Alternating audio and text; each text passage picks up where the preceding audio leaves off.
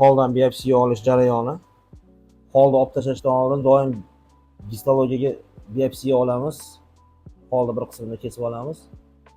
Buni holni olgandan keyin histologiyaga o'sha holni olib tashladi.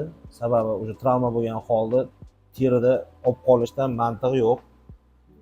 O'shaning uchun doim biopsiyaga olingandan keyin hol olib tashlanadi.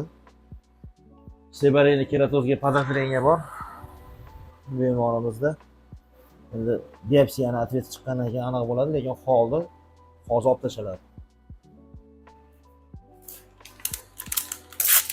Histologiyaga biopsiya qilib material olamiz.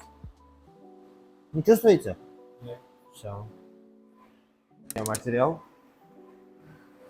Buni laboratoriyaga jo'natib yuboramiz.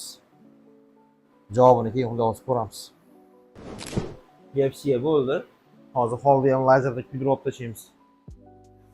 Olingandan keyin qora korka bo'lib turadi. Keyin vaqt o'tgandan keyin 15-20 kunda korka tushib ketib, keyin o'rnida qizil dog' qoladi.